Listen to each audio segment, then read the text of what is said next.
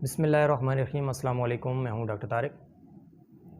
बच्चों में दस्त क्यों होते हैं, इसकी वजूहात क्या होती हैं और इसकी रोकथाम कैसे की जाए ताकि बच्चा सेहतमंद रहे, आज की इस वीडियो में बच्चों के दस्तों के हवाले से बात करेंगे।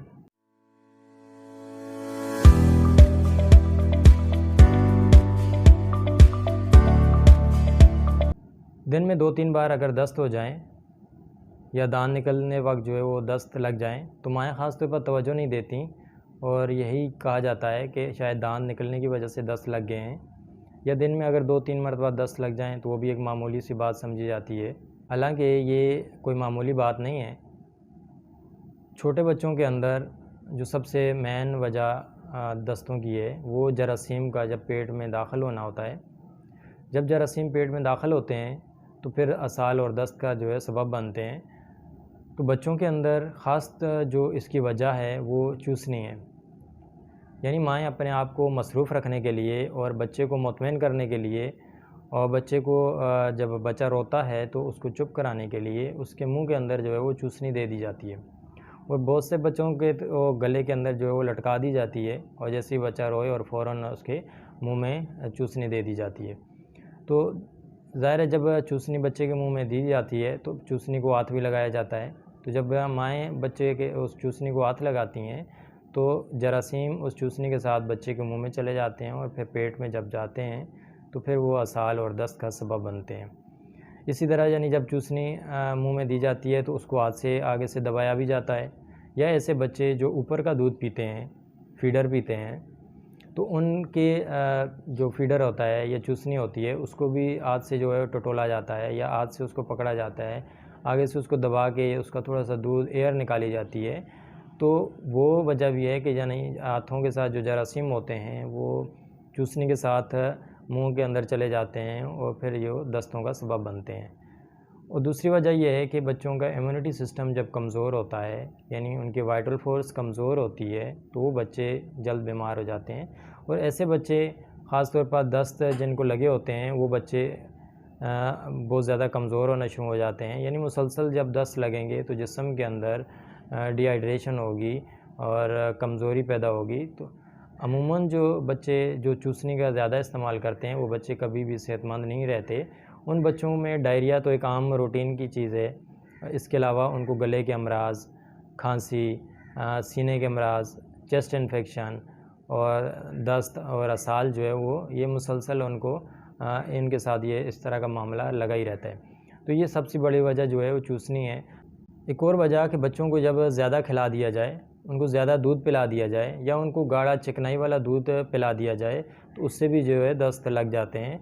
अच्छा, ऐसे दस्त जो चिकनाई की ज़्यादती की वजह से हों तो वो उनके जो दस्त होते हैं वो दही की तरह और फुटकियों की शक्ल में होते हैं। और जब नशास्ते की ज़्यादती की वजह से हों, यानी ऐसी खुराक इस्तेमाल की जाए जिसमें नशास्ता ज़्यादा हो, तो उसकी वजह से जो दस्त होते हैं वो सब्ज़ी माइल और जाग की तरह के होते हैं। तो बाज़ औक़ात दस्त किसी खुराक की जो असासियत की वजह से होते हैं, यानी उनको सूटेबल नहीं होती, तो उसकी वजह से भी जो है वो दस्त लग जाते हैं। और कुछ दस्त ऐसे होते हैं कि जो वायरस की वजह से होते हैं, जरासीम की वजह से होते हैं। अच्छा, वायरस की वजह से जो दस्त होंगे उसमें सबसे पहले खांसी होगी और खांसी के बाद जो है वो दस्त शुरू हो जाएंगे। और जब दस्त पुराने हो जाएं तो उसकी बड़ी वजह जो है पेट में कीड़ों की वजह भी हो सकती है कि यानी जब पेट में कीड़े होंगे तो उसकी वजह से भी बाज़ बच्चों के अंदर जो है वो दस्त हो जाते हैं और फिर काफ़ी टाइम तक जो है वो दस्त लगे रहते हैं। 4 माह की उम्र के बाद जो है बच्चों को दूध के साथ उनको ठोस ग़िज़ा की भी ज़रूरत होती है। यानी अगर आप सिर्फ़ उनको दूध पर ही रखेंगे तो आप बच्चों के साथ जुल्म कर रहे हैं, यानी वो बच्चा जो है वो भूखा रहता है। तो उस दूध के साथ आप उसको ठोस ग़िज़ा का इस्तेमाल जो है वो लाज़मी कीजिए, जिसमें दलिए का इस्तेमाल है, केले का इस्तेमाल है, आलू उबले हुए या खिचड़ी का इस्तेमाल उनको लाज़मी दीजिए। क्योंकि बच्चों के जब पेट नहीं भरते तो माएँ उनको चुप कराने के लिए उनके मुंह में फ़ीडर दे दिया जाता है। रात को सोते वक्त उनके मुंह में जो है फ़ीडर दे दिया जाता है। तो ये फ़ीडर की आदत बाज़ औक़ात 10-12 साल तक के बच्चों के अंदर भी देखी गई है, यानी ये फ़ीडर की ऐसी आदत होती है।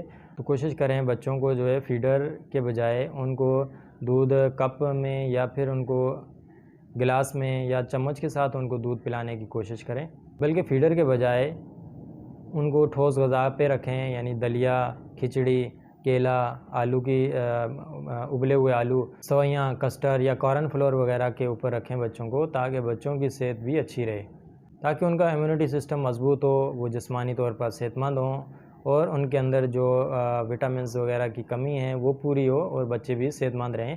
अगर किसी मजबूरी के तहत फ़ीडर देना पड़ जाए तो फ़ीडर को जो है अच्छी तरह उबाल कर जो है वो इस्तेमाल किया जाए और थोड़े अरसे के बाद फ़ीडर को जो है चेंज करते रहना चाहिए, क्योंकि अगर आप बार बार उसको उबालेंगे, उबालने से फ़ीडर की रबड़ ख़राब हो जाती है और वो भी नुकसानदेह है। और अगर किसी जरासीम कुछ अदविया से अगर आप उसको साफ़ करते हैं तो वो भी नुकसानदेह है, यानी जब वो पेट में जाएंगे तो बच्चों के पेट ख़राब होना शुरू हो जाएंगे।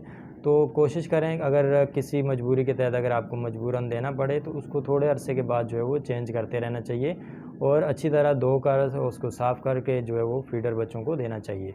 तो इसकी अलामात क्या होती हैं, यानी कि जब दस्त लग जाते हैं तो दस्तों के साथ बच्चे को वोमिटिंग भी होती है, बुखार होता है, खांसी होती है और ज़्यादा अगर दस्त लग जाएँ तो डिहाइड्रेशन, पानी की कमी होना शुरू हो जाती है और जिस्म के ऊपर खुश्की होना शुरू हो जाती है, ज़बान खुश्क, मुँह खुश्क होना शुरू हो जाता है और जिस्म जो है पीला पड़ना शुरू हो जाता है, उनका रंग सफ़ेद हो जाता है या पीला हो जाता है और जो उजाबत होती है वो भी इंतहाई बदबूदार होती है।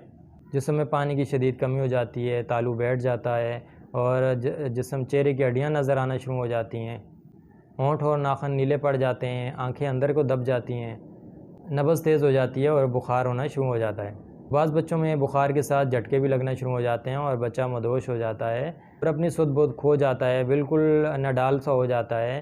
तो इस तरह यानी पानी की शदीद कमी भी हो जाती है और फिर बच्चा मौत के मुंह में भी चला जाता है। तो ऐसी सूरत में करना क्या चाहिए? तो सबसे पहले तो ये करना चाहिए कि तमाम यानी जो आप खुराक है उसके ऊपर ख़ास तवज्जो देनी चाहिए, जो फ़ीडर आप बच्चों को दे रहे हैं उसके ऊपर तवज्जो देनी चाहिए कि वो बिल्कुल पाक साफ़ होना चाहिए।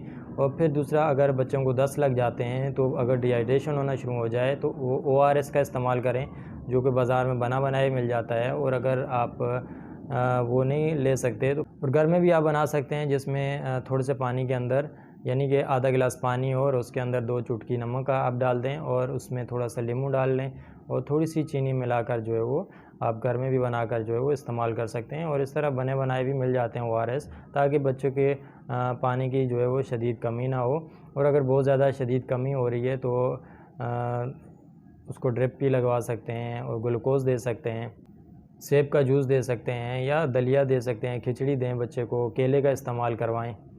शहद का इस्तेमाल बहुत फ़ायदेमंद है, शहद और पानी को मिलाकर जो है वो बच्चे को दे दिया जाए तो इससे भी बच्चों के पेट के जो अमराज़ हैं वो दूर हो जाते हैं। सादा पानी उबाल कर बच्चे को पिलाएं और इलायची वाला पानी पिला सकते हैं, नींबू वाला पानी पिला सकते हैं उसको, और संतरे या सेब का जूस जो है वो पिलाएं। और हल्की खुराक का जो है बच्चे को दें, जैसे कि दलिया वगैरह है, खिचड़ी है, या और आलू उबले हुए बग़ैर घी वाले, बग़ैर ऑयल वाले जो है वो आप उसको बच्चे को खुराक दें। बच्चे के बर्तन हमेशा अच्छी तरह साफ़ करके और धोकर जो है उनको ढक कर रखें, ताकि जरासीम से बचे रहें। बच्चों को खाना खिलाने से पहले साबुन से अच्छी तरह हाथों को धो लें। इसी तरह फल वगैरह भी खिलाएं तो उनको अच्छी तरह साफ़ करके और अच्छी तरह धोकर जो है बच्चों को खिलाएं।